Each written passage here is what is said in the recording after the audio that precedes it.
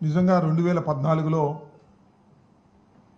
విడిపోయినటువంటి రాష్ట్రానికి నారా చంద్రబాబు నాయుడు గారు ముఖ్యమంత్రిగా ప్రమాణ స్వీకారం చేసిన తర్వాత రాజధాని లేనటువంటి రాష్ట్రానికి అమరావతిని రాజధానిగా నిర్ణయించుకొని 33,000 ఎకరాలు రైతుల దగ్గర నుంచి సమీకరించి ఆ ప్రాంతంలో ఉన్నటువంటి ప్రభుత్వ భూమితో కలిపి సుమారుగా 53,000 ఎకరాలను తీసుకొని అమరావతి నిర్మాణం చేస్తామని ఆ రోజు ప్రకటించారు. 5 సంవత్సరాల్లో చంద్రబాబు నాయుడు గారు అమరావతిని నిర్మించడంలో శరవేగంగా ముందు కదిలామని చెప్పారు.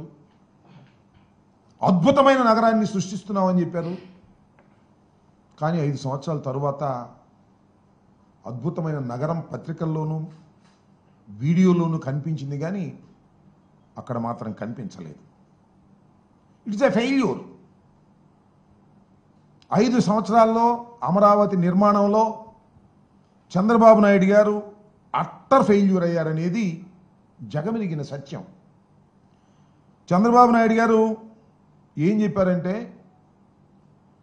ఈ 5 సంవత్సరాల్లో 48,000 కోట్ల రూపాయలు ఖర్చు పెడతానని చెప్పారు. 48,000 కోట్ల రూపాయలు ఖర్చు పెడతామని చెప్పారు. 41,170 కోట్లు టెండర్లు పిలిచారు. విన్నారు కదా, 48,000 కోట్లు ఖర్చు పెడతామన్నారు. 41,000 కోట్ల రూపాయలు పైచిలకు టెండర్లు పిలిచారు. ఖర్చు పెట్టింది ఎంత అంటే 5,587.28 కోట్ల రూపాయలు ఖర్చు పెట్టారు. చెప్పింది ఏంటి, చేసింది ఏంటి చూస్తే మనకు అర్థమవుతుంది. 5 సంవత్సరాల్లో అట్టర్ ఫెయిల్యూర్ అయ్యి అమరావతి అనేది ఒక భ్రమరావతిగా చిత్రీకరించి చిత్తుగా ఓడిపోయినటువంటి సందర్భాన్ని ఇక్కడ గుర్తు చేసుకోవాల్సినటువంటి అవసరం ఉన్నది.